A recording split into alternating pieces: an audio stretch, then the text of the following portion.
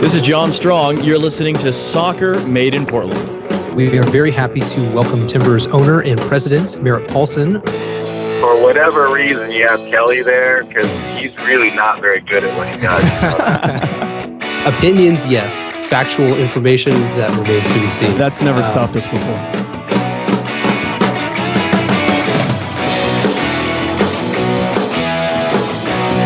Good Tuesday morning. Welcome back to Soccer Made in Portland. This is Mao speaking. Kelly McLean is here as well on the North American Soccer Network this morning. Kelly, how's it going? Not too bad. My jaw kind of hurts though a little bit.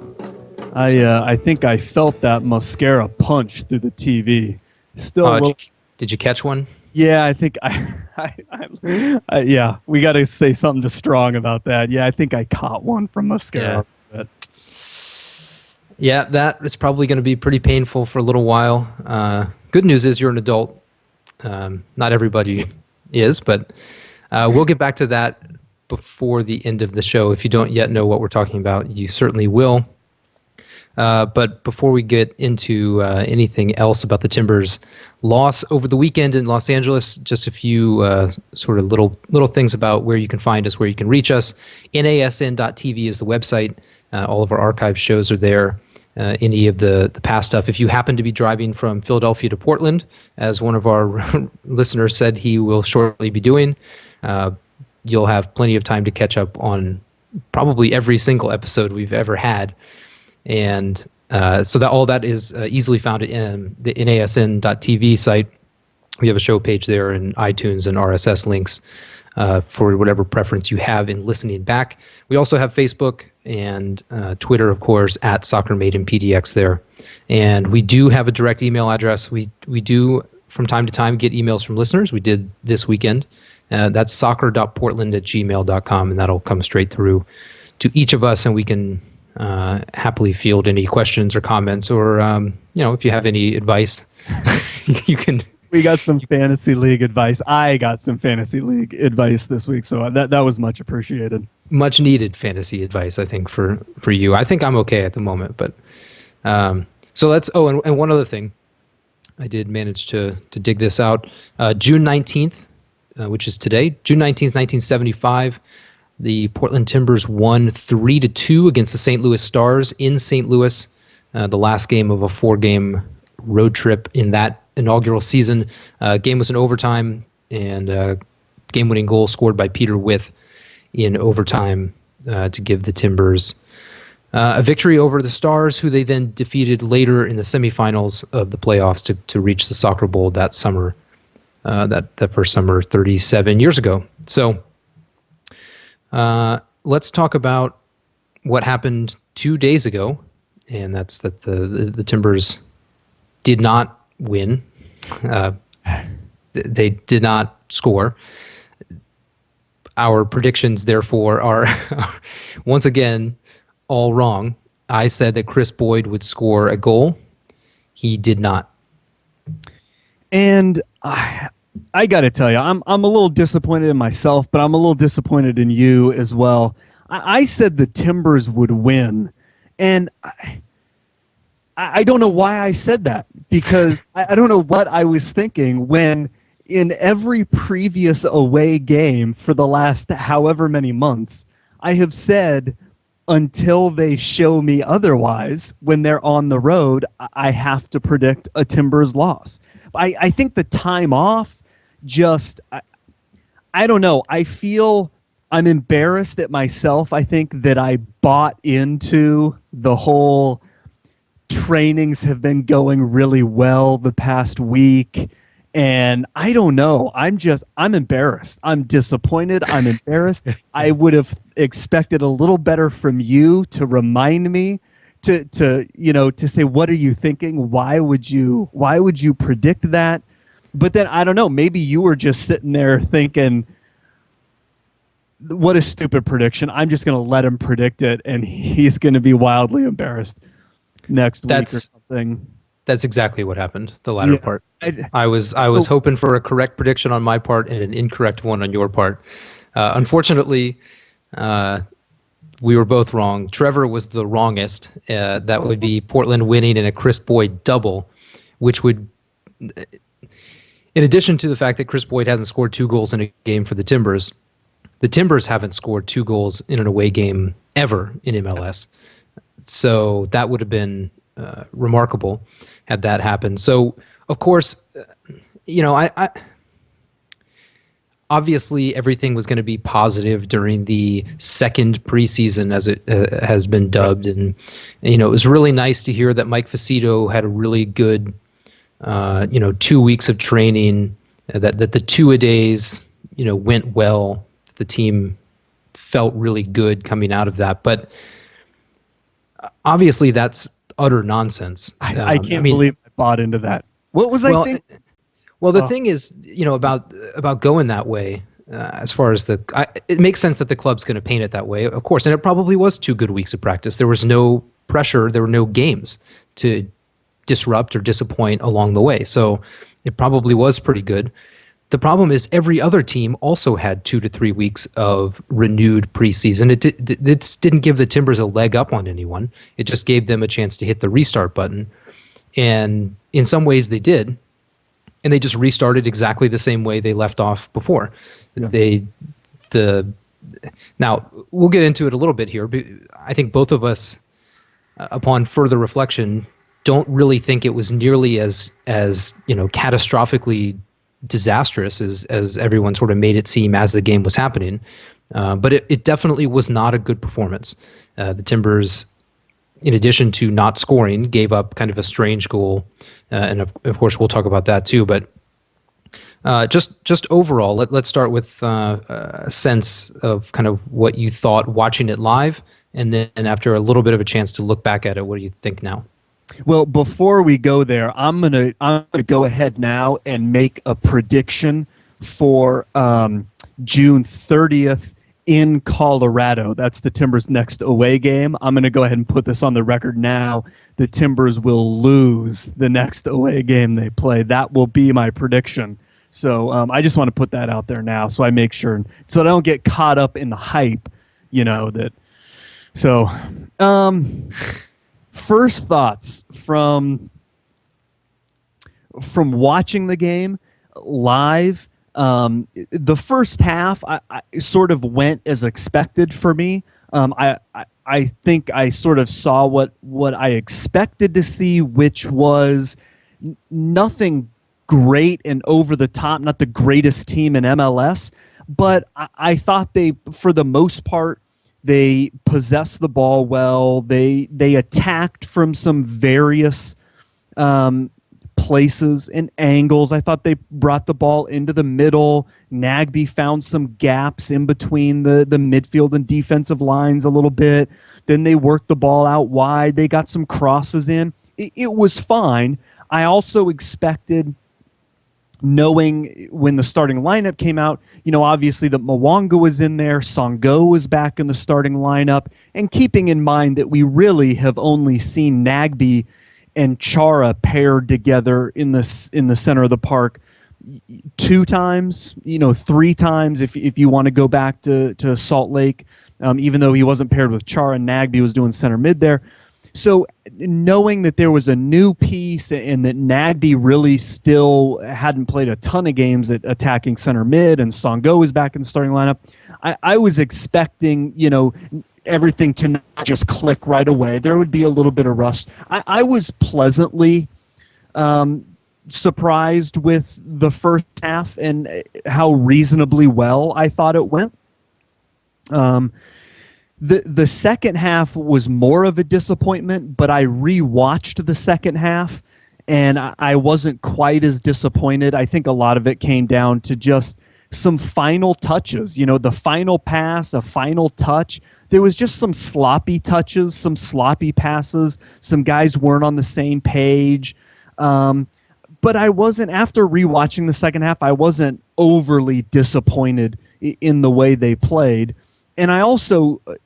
I guess I'll point this out now. I thought a lot of people on Twitter and Facebook sort of said that neither team played really well, that they were both bad teams. I thought both teams played fine, to be honest with you. When I watched the second half, I watched it with more of an LA sort of slant. I tried to key in on what they were doing more.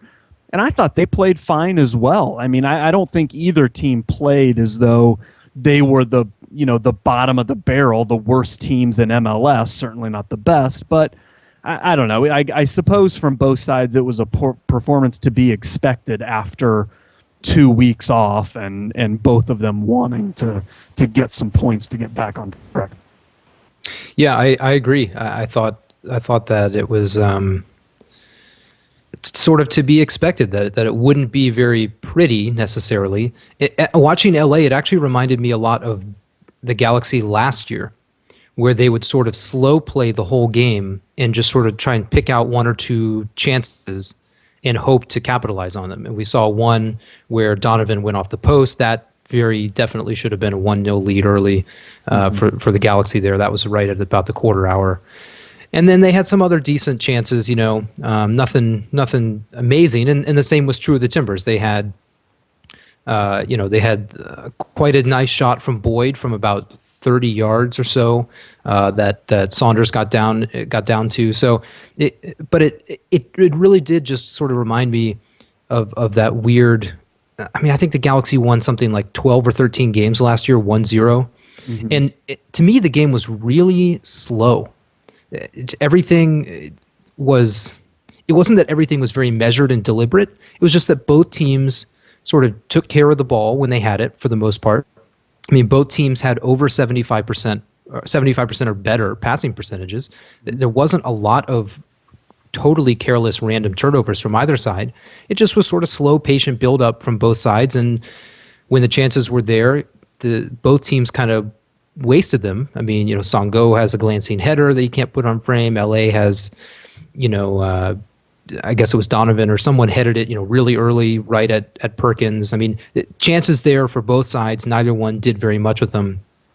And the game ends up swinging on sort of an odd corner kick. But the question I have is, everybody's disappointed and angry about the way that sort of non-call went down or whatever on the goal, and we can ask questions of Perkins, we can ask questions of Dewsbury in particular. What exactly were they thinking? What were they doing on that play? But would a 0-0 draw in that game have made anyone feel way better about the way that it ended? I mean, obviously a point would be better than 0, and preventing the Galaxy from jumping the Timbers in the standings would be good.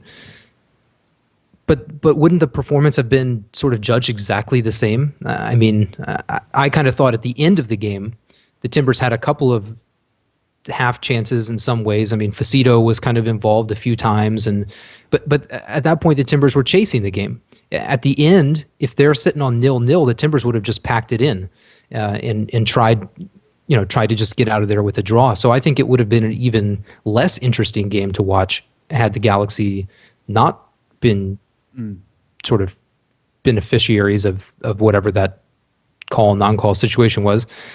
And I mean, if you're disappointed in the result for the Timbers, you're going to be disappointed at 0-0 as well. It was another game, no goals on the road, not particularly attacking minded, despite sort of the attacking setup. They possessed the ball well, like I said, and they had the better of the possession. They didn't look bad. They just didn't look dangerous.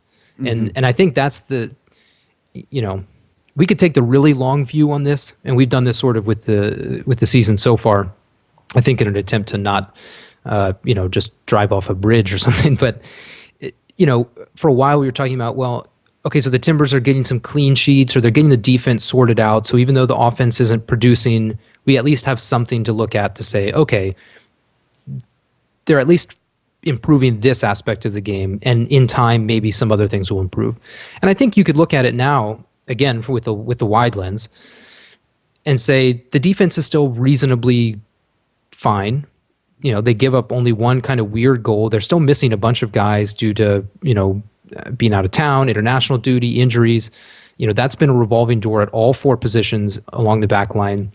All that considered, they're still playing pretty well. Now they're starting to possess the ball. They're 53% possession, 81% passing. I mean, that's pretty good for the Timbers. That's really good for the Timbers.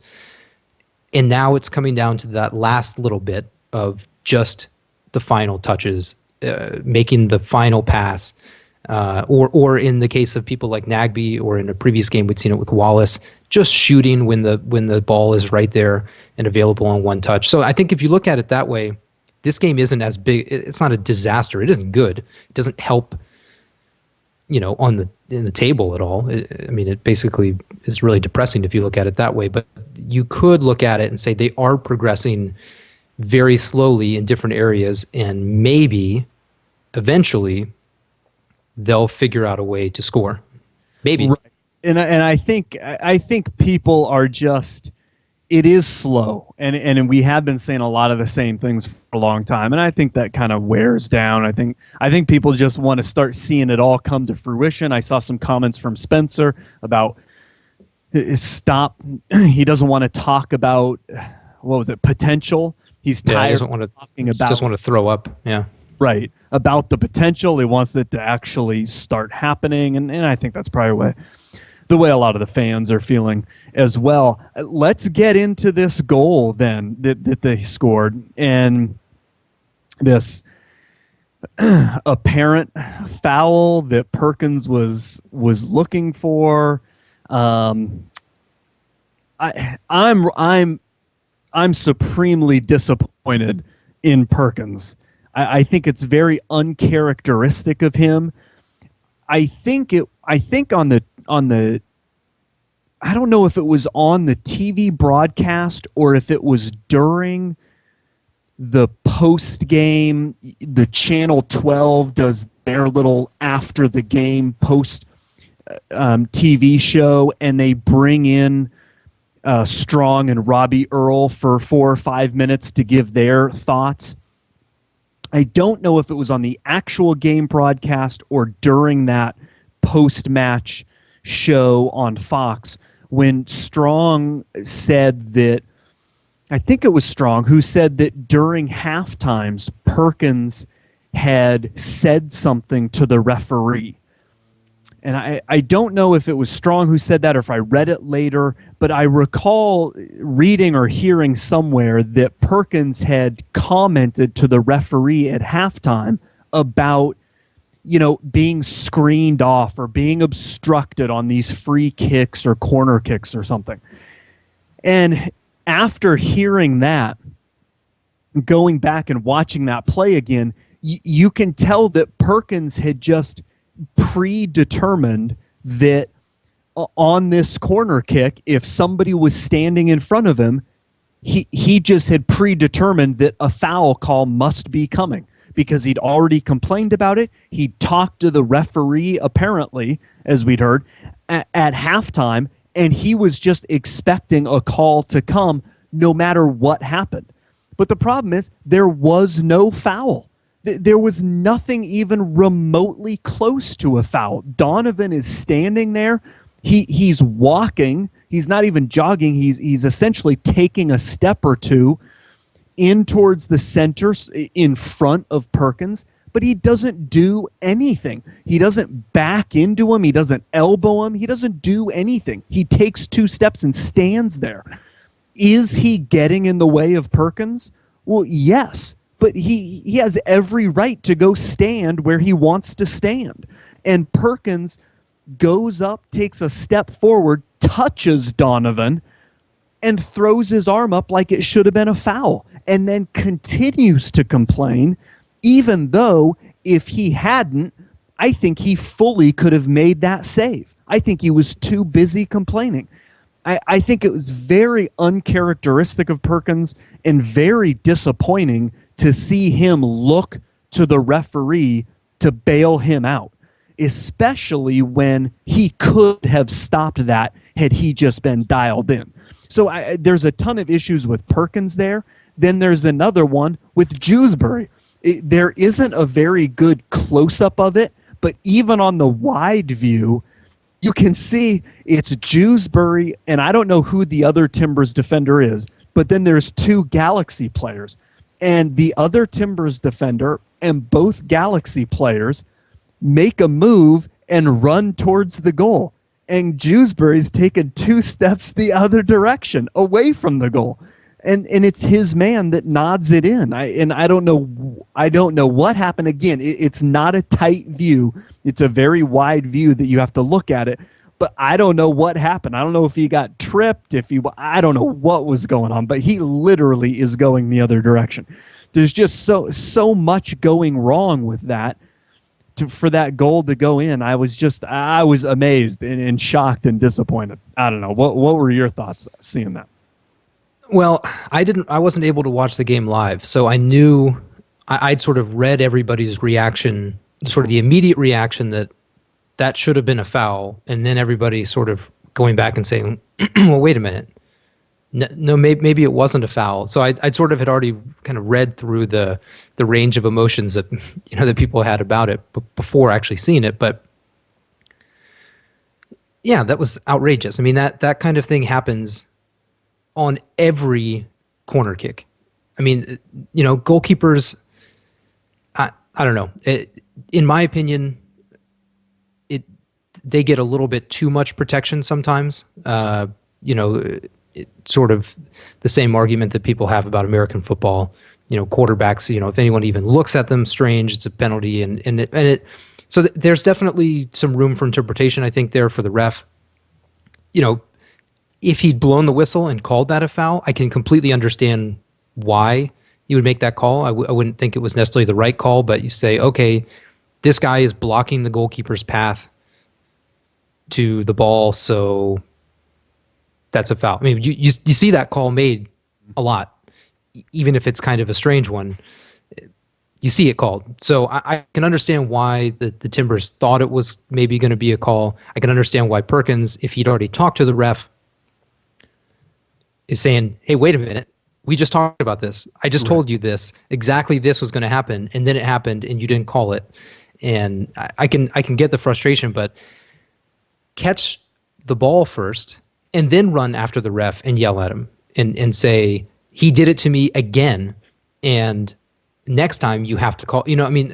Just stay with the thing. And it just reminded me of going back to the Cal FC game, and I won't repeat exactly what the chant was, but there was one that came out, and it included the words "play to the whistle" and a few others.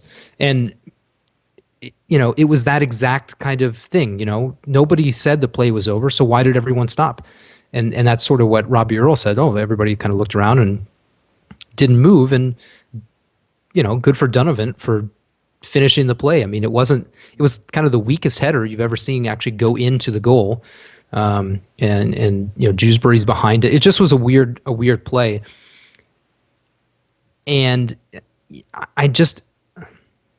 I'm mostly just glad it wasn't more controversial, that when you watch the replay, it wasn't that Donovan actually did elbow him or something, because I just know the entire week would be filled with John Spencer quotes about referring back to Khalif Al-Hassan's handball on the line against New York last year, going back to Boyd's goal called back in LA earlier this year, and just the whole litany of grievances against referees.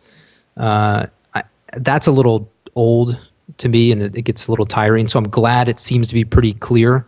I'll be interested to hear what comes out of today's training session, what quotes about that scenario, because someone will undoubtedly ask about it. But I'm okay with it. I mean, if the Timbers lose that way, if they can't get at least something to get a draw,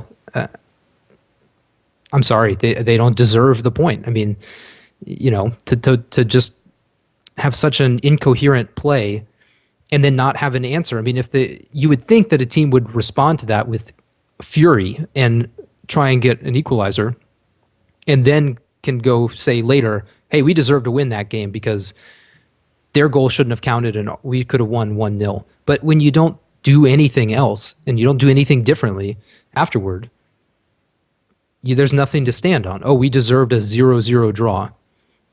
Well, okay, but again, that's not going to make anybody happy. So it just compounds all the sort of same questions. It was odd that it involved Perkins, because we praised him a lot this year, and it was surprising that it was him that was Yeah. you know, kind of complaining and whining about it instead of just playing on.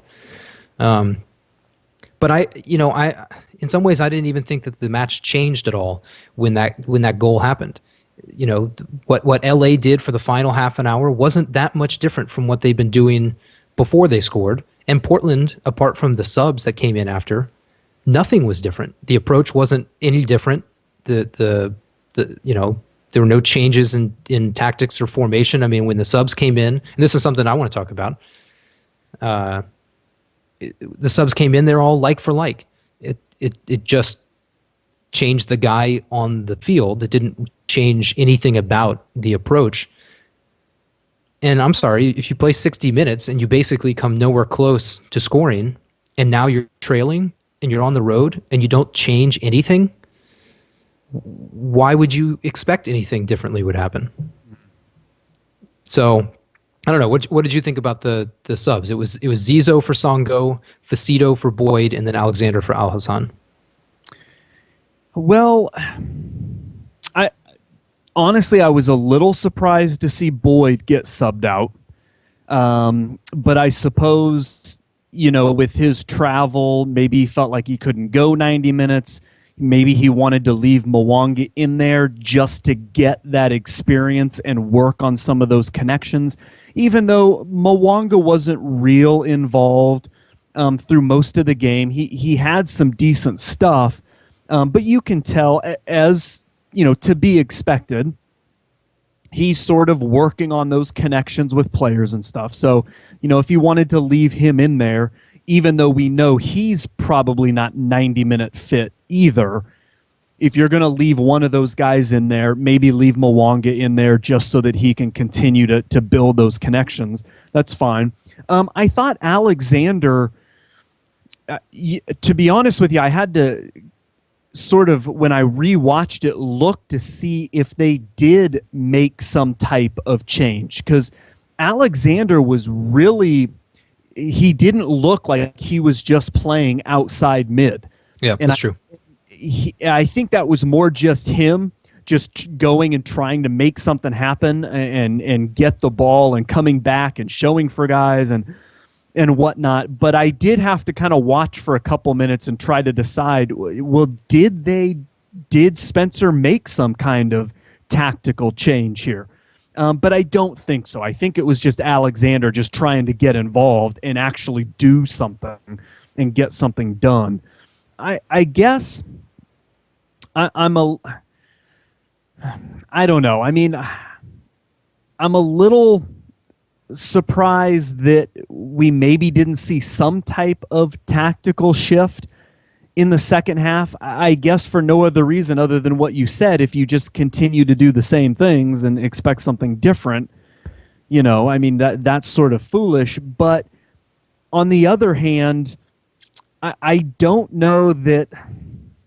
I mean, kind of like, not to the extent of Cal FC, but there was plenty of okay stuff going on. It was just that in that final third, getting something into the 18, the final ball into the box, or the final touch, or, you know, like you said, just Nagbe just shooting the thing when he had a chance at the top of the 18. Although it should be pointed out that he would have had to shoot it with his left foot, and Nagbe never shoots with his left foot, let alone do anything else with his left foot. That's a rare thing at all.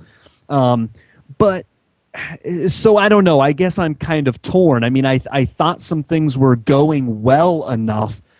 It's just kind of that final thing. So I'm not exactly sure what I would have done, you know, or what I would have expected Spencer to do. But it did seem as though LA made some tactical changes when they came out in the second half. You know, Donovan, at some point, Donovan and Sarvis, they switched, and Sarvis wasn't playing like strictly a forward. I mean, he was coming back and really sort of playing like a forward slash a center mid. And so, you know, they made some type of adjustment there. And it didn't seem as though there was any response from the Timbers, any type of counter adjustment to try to either deal with that change or try to exploit it on their end. Again, I don't know exactly what that might have been, but I suppose you could say that doing nothing or just making like for like changes signals that something's wrong. I don't know. I don't have any I can't really offer up any suggestions though as to what they should have done or could have done. But yeah, I mean, you could sort of see. It's not like Zizou wouldn't have come on and played exactly where he played no matter what, since that's the move. When you make a move, he comes in and he plays on the right midfield. Okay. But you could sort of see how that could have worked to the Timbers' advantage when Donovan moved over to the left and was matching up with Dewsbury, and you heard it strong over and over again. Oh, it's captain versus captain, and over and over again.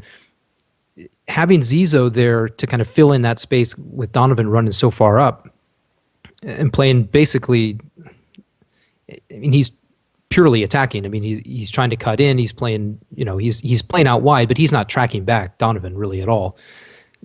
You could see where Zizou could be useful there, but Zizou, frankly, didn't do very much, I didn't think, in this game. And I don't know if it was just the LA left back, doing a nice job on covering him up, but I don't know, maybe he just didn't get the chances to run it, guys. I just didn't think Zizou brought the kind of change of pace that he usually does. Usually you see Zizou come in and immediately running right at players. And even if nothing ends up coming out of it, which he usually doesn't, he's at least getting to the end line. He's at least creating a little bit of a problem. And he was really ineffective, I thought. I mean, no less effective than anyone else. Yeah, I mean, he was just sort of a little flat, but kind of a little flat like everybody else. Yeah, I mean, usually when they make that move and move Al Hassan over, because Al Hassan likes to drift inward, and maybe the defenders are used to going with him. Now you've got Zizou trying to go past him, and it just, at least for a minute or two, it kind of changes things around. Maybe catches the defenders off guard. Maybe they're just disciplined enough in the LA defense that it didn't make much of a difference. But none of the moves really brought a lot. I didn't think. I thought Facito was active. I thought he was good out there. He's definitely different than Boyd. But again, nothing amazing really happened. It just, to me, this was just more of, they didn't need a 3-week break. This could have been a game that came 5 days after the Vancouver game. Mm-hmm. It was the same. The things that were good in the Chicago and Vancouver games were good again. Possession, a lot more on the ground passing, trying again. I mean, Strong even kind of joked about it a couple times when they would sort of go around the edge of the box and nothing would really work. So they'd pass it back and try again, going around the other side. These are things that we never saw earlier in the year and never, ever last year. So they're improving in that, but there's nothing at the end of it. Mm-hmm. And, we've talked about it before, they're now playing teams when they lose and the other team picks up points, it's pushing the Timbers further and further down the table, and or even a draw at home. So they've got 9 more consecutive Western Conference games, including Seattle and Colorado and San Jose and I think maybe Vancouver again. And it's just long-term improvement is fine. Building a club is fine, but it doesn't really work when ownership is saying to national media, our goal is to make the playoffs this year and contend for the MLS Cup next year. I mean, that's a joke. It's just not. That isn't anywhere close to reality. I mean, this is a team that is playing against a terrible LA team relative to what LA is capable of. They're missing 10 players due to injury or international absence. I mean, what they're missing makes what the Timbers were missing look like no big deal. And it wasn't, a moment of brilliance from Donovan or Beckham like it was in the first meeting, or Juninho or who. It wasn't that. That's not how. If you lose that way to LA, you say, David Beckham beat us. Landon Donovan beat us. What are you supposed to do? These guys are the best. This wasn't that. Those guys didn't, Beckham didn't have a great game. All things considered. Donovan was dangerous and deserved to score, but it wasn't the best game anybody's ever seen from him either. And the Timbers still can't get anything on the board. They can't prevent the other team from scoring. And it just, if that's the way things are going, I mean, that to me is the ultimate sort of depressing part about it. The actual in-game performance wasn't too bad. It was fine. But then you look at it and it just reminds you of, okay, Timbers go to New England and New England's missing every single player on the entire roster. And they're supposed to, now it turns out they're a decent team, but at the time they had no players. Timbers can't get any shots to go in or any shots on target really, and they lose. They before that they played Dallas in Dallas. Dallas has no one. All of their players are injured or international duty. Yeah. In the Timbers, the best they can do is get a draw on a completely lucky bounce.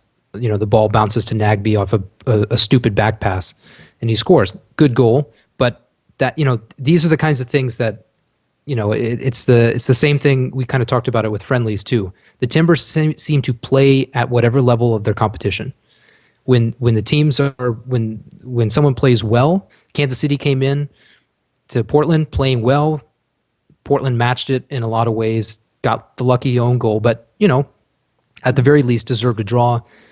Here, that's I think ultimately the most frustrating thing about this entire season so far. And I grant it's only a third of the way through, but there's absolutely no evidence to suggest there will be a change. Strong says, well, the Timbers know that the goals will be coming. Why? Why do they know that? How do they know that? It hasn't happened. They haven't had the goals before to say, oh, well, we're just going through a slump right now and we'll get them going later. They haven't had them at all. Yeah. It's not a slump. They just like in every other aspect, they are building and improving as time goes on. It's not just a slump. You can't just say, well, we had it before and obviously we're going to get it again. No, you really haven't been there before. You're building towards it, and you're slowly, you'd like to think you're slowly getting there, but you still have work to do. I mean, you still have to prove that you can do those things, and yeah, we can look at little improvements and some improvements over time, and that's all good, but there's still work to be done, and there's still a long way to go before you can just say, oh, well, now we're just in a slump. We know we'll get those goals back. And I want to say something else, too, just about Spencer mentioning potential and being sick of hearing potential. The people who talk about the potential are in the club. That's the justification for the moves that are made, for the signings that are made. The Timbers want to have a young team with exciting players that can build for the future. And yes, we're concerned about the present, but what we really want to do is build a team that can win in the future. We have all this potential. Nobody in the media is saying anything about potential. They're just repeating what the club is telling them. So I just find it a little bit rich to say that you're sick of hearing about potential, but that's how the team is very explicitly being constructed. You trade a 27-year-old for a 20-year-old. Right. So obviously the goal is to be putting players in position to grow together, to do these things, and that goes just in line with what you just said. It's building, and it's a process of sort of maturing as a team. I mean, you can see Nagbe have games where he's in, he's out. I mean, I would say Sunday he was out. We've seen other games where he's dynamite. He's in. That's great. You're going to have the ups and downs. Okay, everybody can buy that. So the club should sell that. They shouldn't front load the expectations, then say it's a growing process, then say they're sick of hearing about potential when they don't do well. They should just say at the beginning, this team isn't great. It has the potential to be great in the future because we have all these young players. We're going to let them grow together as a team, play together for a long time. We have X number of players who are starting who are under the age of 25. We're one of the youngest teams in the league. Whatever you want to say, sell that to the fan base. Then you'll get media repeating that, not repeating this team should be winning now because X, Y, and Z in the front office have said so, and that's the stated aim. I just think that people would still be frustrated. It's a frustrating season, the way late goals have come in, the way weird calls have gone against. None of that's really debatable, that it's been odd in some ways that so many of the breaks have gone against the Timbers. But it's compounded by the idea that this team was supposed to be competing among the better teams in the league, or at least in the conference. And that was never the reality of the roster and the schedule put in front of this team. They can definitely do better than what they're doing with the assembled talent, but they're not one of the 5 best teams in the Western Conference. They just aren't. And that's okay, as long as people are willing to accept that and say, okay, let's slow it down and just think about what's being improved upon and use that as encouragement instead of expecting the Timbers to go and beat, as people as yourself projected, that the Timbers would go down to LA and and beat the Galaxy. I mean, the Galaxy have had a rough go of it, but they still have tremendous players, and the Timbers stink on the road. So Yeah. What do we expect? But we should talk about Mwanga just in general.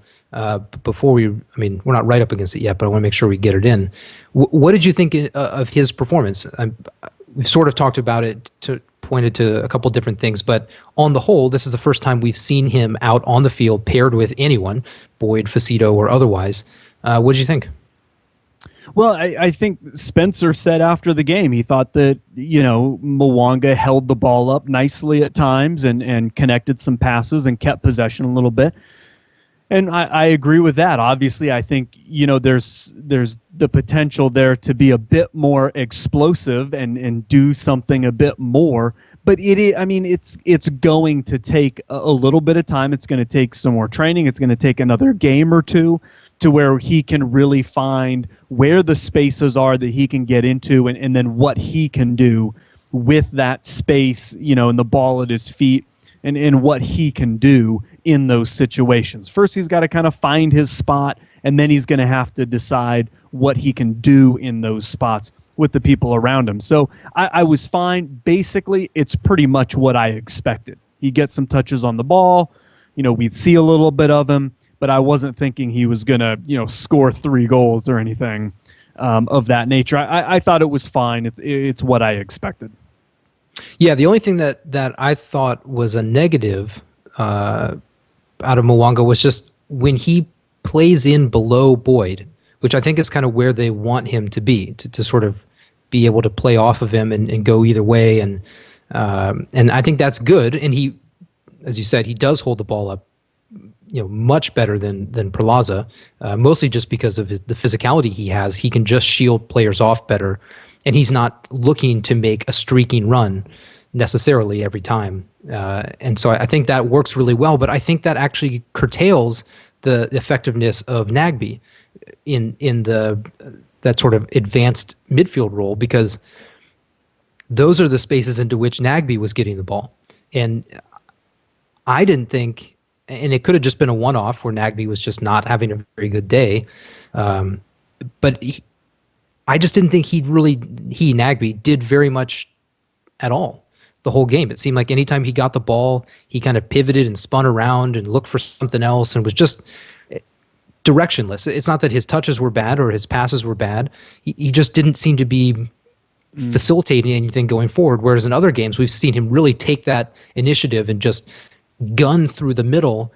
But usually when that happened, it was with Boyd and Perlaza pushed further up, taking those central defenders with them and giving Nagbe that space, in that proverbial hole.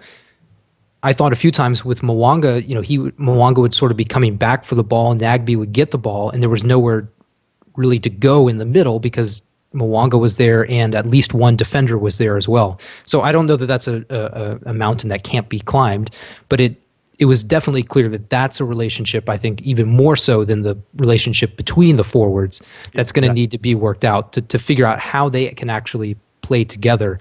And to me, it almost seems like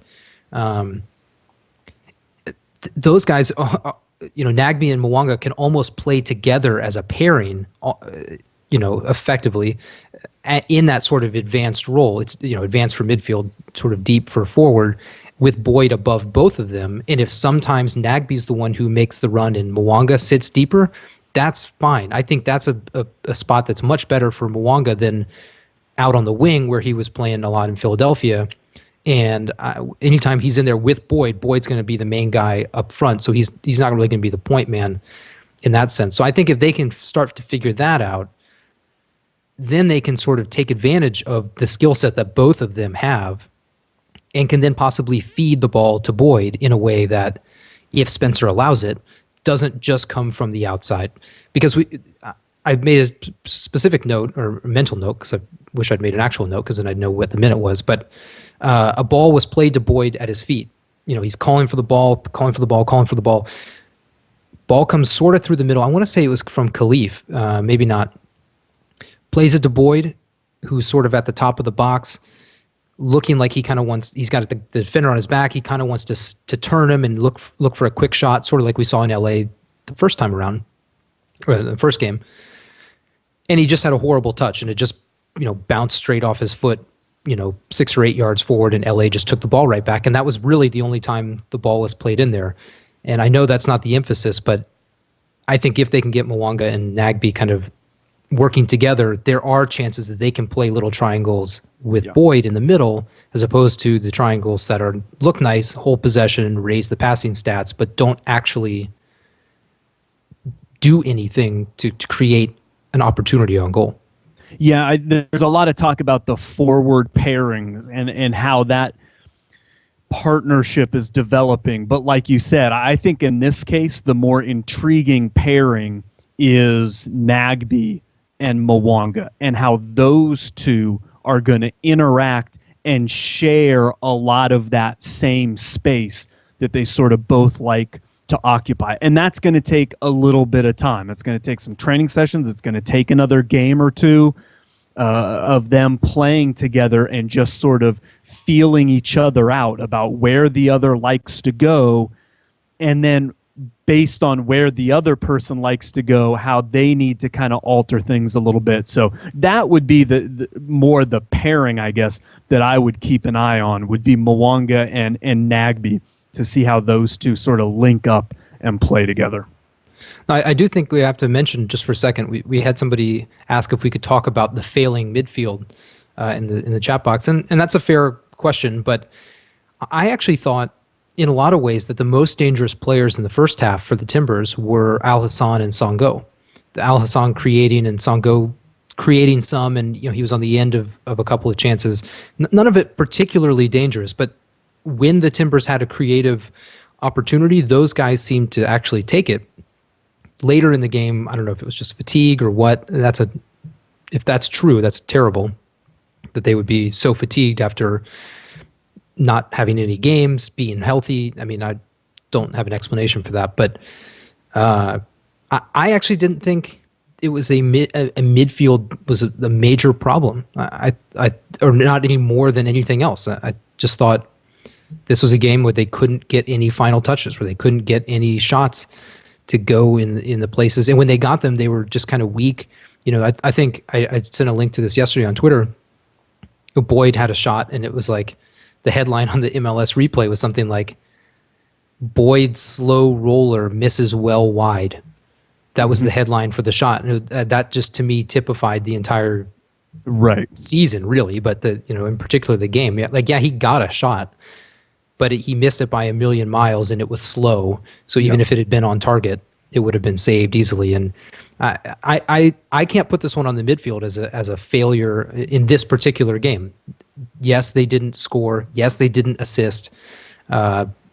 Obviously, and that continues the run for midfielders for the whole season. I mean, it's definitely not optimal. But I don't think they're failing as much as they're just not doing the thing at the end. I guess you call that failure. It isn't getting wins. It isn't getting goals. But to me, it's just something bigger, and I can't put my finger on it. There's just something off about the entire team that they don't. It's not an overt lack of confidence, but there's some little piece missing that just they don't get it done. I think, well, first of all, I would agree. I don't think I would call this a failing midfield. I think, like many other things, it's a young midfield that is growing, that needs time. And like you have talked about virtually every show for the past 6 months, that expectations set by the club and whatnot might just be a little too high and a little too out there, may not be quite realistic. It's going to take a little bit of time for these guys to reach their potential. I think some of it is, and I mentioned this before, I think there's a bit of a, I don't know. Spencer is an alpha male. I mean, he's the king. I think he is sort of, I don't want to say overbearing or smothering, but I think there's a little bit of that sense of guys are doing things so that they don't make a mistake. I think there's a little bit of this, I don't know if fear is the right word, but I think they're just trying not to make mistakes sometimes because they don't want to, I guess, get the wrath of Spencer or what have you. I think it's just a little too constrictive. And when things aren't going well and you're losing games, that compounds on itself. I think Spencer probably takes a little bit more control and tries to direct people even more. This is what you need to do, and this is how you need to do it. And so, it kind of, I think, gets worse a little bit. And some of that is, we can't forget that Spencer is a young coach. He is not young in age, but he is young in terms of coaching. He was an assistant coach for 4 years, and that is not the same as being a head coach in charge of all the programs and players within the club. Yeah, I know he coached the reserves in Houston, but that is not even remotely close to being the head coach of the club. There are just so many more things that you are in charge of and directing and setting the tone for. And Spencer's going to have to find where his tone is. He's got to find the appropriate tone as well. Just like Sal Zizzo and Khalif Al-Hassan and Nagby need to find their roles on the team and how they need to play and the effort that they need to give and how to play with certain teammates in certain positions. Spencer needs time as well to learn how to structure the environment, the system of play, the players, the substitution, all that stuff. And I think sometimes that gets overlooked. He's a young, in terms of coaching, he's a young head coach. And so I think there's some of that going on too. Obviously, we can't really know to what effect, to what extent, but it certainly feels like there's just a little bit of a sense that some guys don't really have the freedom to play with their instincts all the time. I think they're a bit constricted at times a little bit. And that's just another thing that's going to take some time for everybody to get on the same page and tweak what they do, whether it's on the field or on the sidelines. Everybody's got to alter and tweak some things a little bit. But yeah, I agree that it's tough to kind of put your finger on it, but things just don't seem to be right, I guess, all the time. It's hard to quantify exactly what that is. Yeah, and in some ways, Spencer's at the disadvantage of having the first part of his coaching career play out on a big stage. If you look at Bruce Arena, Ziggy Schmidt, Shellis Heinemann, these guys all had long careers as college coaches first. Right. And while they all had success, in various ways and to various degrees, that the spotlight there is not as strong. And especially it wasn't 20, 25, 30 years ago when those guys were getting started. So,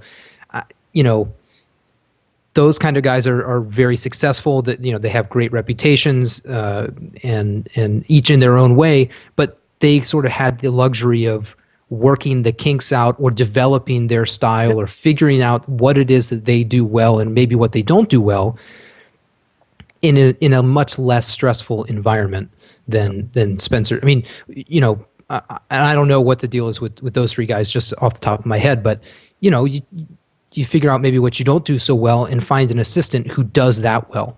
And so you can kind of cover your bases. We've seen Spencer already get rid of one assistant coach, get rid of the goal coach, although that was sort of within organization move, get rid of the trainer, hire a new assistant. I mean, that's kind of a lot of turnover for a year and a half on the job. And I think it's just part of that process of finding his feet and figuring out what works well for him in that job. And, again, there's nothing wrong with that. You have to start somewhere. You can't just be a successful longtime coach without having been a coach before. But it's all playing into the same, process as these young players. And the combination of that seems to just, be taking time. One other thing that we have to talk about is the impending suspension of Hanyer Mosquera. I am pretty sure this is going to happen. I don't know when it'll come down, because it's a little bit of a weird week with a bunch of games tomorrow, Wednesday. The disciplinary committee will probably be meeting, I guess, today to talk, in case there's anybody that needs to be suspended for tomorrow. I'm not really sure how that's going to work, but, Timbers don't play again until Sunday. But Hanyer Mosquera, who we talked about after the Cal FC game, getting away with some really egregious fouls, in particular an elbow to the head of a now forgotten Cal FC player, or I now can no longer remember who it was. Yeah. He kind of upped the ante a little bit at the very end of the LA game, and I think a lot of people missed it. And I don't know that I would have necessarily noticed if I hadn't heard one or two people say, "Ooh, Mosquera might get suspended." When I watched through it, it's the very end of the game. It's literally the last thing in the game. In the 4th minute of injury time, Jack McBean gets a ball down kind of towards the corner. And I guess it's Jewsbury and Mosquera are kind of fighting with it, just trying to get possession. McBean's just trying to hold it up, run the rest of the time down. And in a kind of a weird way, McBean sort of turned towards Mosquera, who, nailed him right in the face with a right hook. And I'm definitely one to lean toward hyperbole, but there's no mistaking what happened on that play. Hanyer Mosquera punched Jack McBean directly in the face on purpose. I mean, there's absolutely no way else to look at that. And it kind of happened right at the end. LA got a free kick. They called it a foul. The referee did, and LA got a free kick. As soon as they played the free kick, they blew for full time, and that was the end of it. And there was just the one kind of quick replay. It wasn't in slow motion or anything like that. So we obviously don't know yet what is going to happen, but I think we both agree he will definitely be suspended if the league kind of sees what happened there. And I don't know if LA is going to make a complaint about it or what, but it was as clear as day.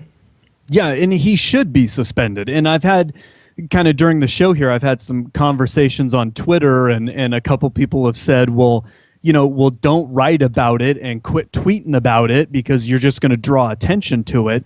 Do you want him to be suspended? And I replied in a tweet, what I want doesn't really matter. He should be suspended. If if this were, and we were talking before the game or before the show here, if this had been flipped and this had happened to a Timbers player, every fan, it would be in an uproar about this. I mean, it would, it's just because it didn't happen to a Timbers player that people want to let it go. He should be suspended. He absolutely just punches the LA player. And if you go and if you're able, that's the other thing, is a lot of people have said, is there video of this? I'm assuming we'll get the video clip as soon as the MLS suspends him in the press release. But no, unless you have MLS Live right now, I haven't seen any just video clip of that little instant. But when you finally, if you do, I'm assuming people will get a chance to see it. If you watch Mosquera, there's a battle for the ball, and the ball actually ends up coming. It's Jewsbury's the furthest back, and then McBean, and then Mosquera. And there's kind of like this little sandwich. The ball ends up going through McBean's legs and hits Mosquera on the leg, and then bounces back towards the direction of Jewsbury. Mosquera doesn't flinch. He doesn't move. If you can look at his eyes, he's not looking at the ball at all. And in that instant, as Jewsbury and McBean both track the ball with their eyes and turn and react to the ball sort of ping-ponging around, Mosquera is doing none of that. He is only eyeballing McBean's jaw and then hitting it with this right hook. I mean, it's plainly obvious. If he doesn't get suspended, I will be shocked and amazed. I mean, he's got to. I mean, there's no question about it. And if he doesn't, I think it's totally fair to ask the Timbers and Spencer what they think about it. If they're what they've done about the fact that they had a player who just flat out punched a guy. It's completely uncalled for and unnecessary, and he should be punished and suspended. Yeah, I couldn't agree more. I mean, it was awful. It was absolutely awful. And Jack McBean is a professional at this point. That's a choice he made, and the Galaxy have made through him. But he's only 17. On some levels, he's not even an adult.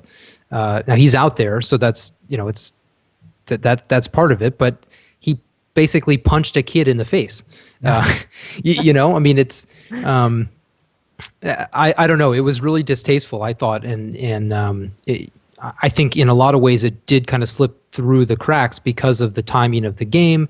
It was where the referee was standing. He actually had a really good angle at it. If you can see on MLS Live, you can see where he's got he's not next to it, but he's got a kind of a straight shot from the back, which means he could see Mosquera's windup. And that's the thing that you can't see in still images. You can look at the still images and say that's misleading. He wasn't actually punching him, or they're just colliding. It looks like it. But when you see the replay and his arm is, he pulls it back and then throws it forward. There's absolutely no question about it. And guys have been suspended for a lot less than that this year in the review process that's new. I mean, there have been guys who have been suspended for diving. There have been guys suspended for pretending to have been hit. Right. Somebody got suspended earlier this year for swinging an elbow that didn't actually hit Danny Cruz, even though Danny Cruz went down and then got suspended for diving. That, I forget now who it was who swung the elbow. He got suspended even though he didn't actually hit the other player, but because there was judged to be intent. Mm-hmm. If that is a suspendable offense, punching a guy in the face very clearly, and that's just from the TV feed. I don't know, from the coaches' tapes and whatever the league's going to get, they may even have a more clear view than what you can see on the TV feed. But it was really bad, and it's not that I want to see Mosquera suspended in the sense that it's not that I want him to be gone. It's a big game coming up against Seattle. He's probably the best defender the Timbers have, but it doesn't really matter. I mean, if you don't want to be suspended, don't don't punch people in the face. I mean, it's pretty clear. That's the way it goes. So we'll see what happens. I think usually it's Wednesday that the disciplinary committee comes down with these things, but with a bunch of games tomorrow, it may be different. But I wouldn't be surprised at all to see that Mosquera is suspended for at least one game, which would be the Seattle game coming up on Sunday. All right, we've run past our time. We should mention fantasy. We did get an email, as we mentioned at the top. And the main thing the main thing I think we can take from the email from Matt, who's leading the fantasy league and has been kicking ass for the entire season. I think we can just say, watch Euro 2012 is the best way to get over the Timbers game. Just don't even. I mean, I guess that would preclude our show from from part of your week's activities, but do something else and then get ready for Seattle later, because dwelling on it too much, you start to run circles in your head asking the same questions that we've been asking all morning.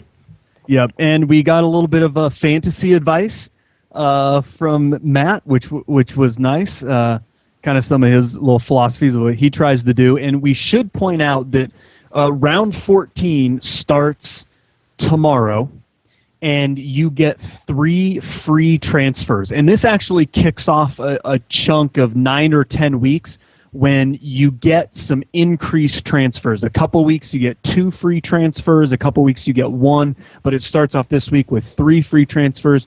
And my little fantasy tip of the week here, if I shouldn't be giving out fantasy tips, but I'm going to, is you may not want to follow it, but DC United, over the next 9 rounds, they only play 4 of those rounds. So a lot of times you're looking for players that have multiple games in one round. DC is going to be not playing a bunch. So if you have DC United players, now might be the time to kind of sell them, bring somebody else in, and maybe go pick them up for the stretch run of the season or something like that. But that's my weekly fantasy tip from the guy in 47th place. You know who plays a lot of games over the next 9 weeks? Portland Timbers. Quite a few games played over the next. So that during that stretch, while DC's playing 4 games, I think the Timbers play 8 or 9 or 10. I mean, they play a lot. I think the Timbers play 7 games in July. So there's a lot ahead. Now, I'm not sure I'd take that advice either, considering the lack of production. Maybe some defenders will get you some clean sheets. But it's a weird schedule blip. Yeah, if there's those rounds where Portland has 2 games in one round, that can make a big difference. If you pick up one of those players, they kind of get the double points there. So and that's not this week. That's going to be in a couple of weeks coming up for that change for Portland. But Matt, MD88 Keys is still winning overall by about 70 points over second place. And actually, we've got a tie for third now between Rockin' the PDX and Vanishing Point. Those two have kind of flip-flopped in third place for a lot of the last couple of weeks. They're actually now tied in third. And so as far as we're concerned, Kelly's in 47th, Trevor's in 28th, and I'm in 23rd. And I think we all dropped a couple of spots from the weekend and stayed, I think, in exactly the same place relative to each other. We just dropped overall. Partly that's because we have a lot of the same players. So, so Timbers looking at Seattle coming up on Sunday. And so that means on Friday afternoon, when we're back here on NASN.TV, we will be previewing the Sounders. We will have a guest for sure. Not quite sure yet who it's going to be, but we will definitely have someone to give us an idea of what's going on with Seattle, who are having some struggles of their own. They actually play against Kansas City tomorrow, so we'll make sure to get the absolute latest on Friday of who's available, who's injured, who's slumping, and all of that ahead of the first Portland-Seattle match. So join us then, 3:30 p.m. Pacific time on Friday afternoon, right here on NASN.TV. In the meantime, check out all of our archive shows, in particular this one, and we'll speak to you on Friday. And this is Mal. And this is Kelly. We'll see you again on Friday. Yep, see ya.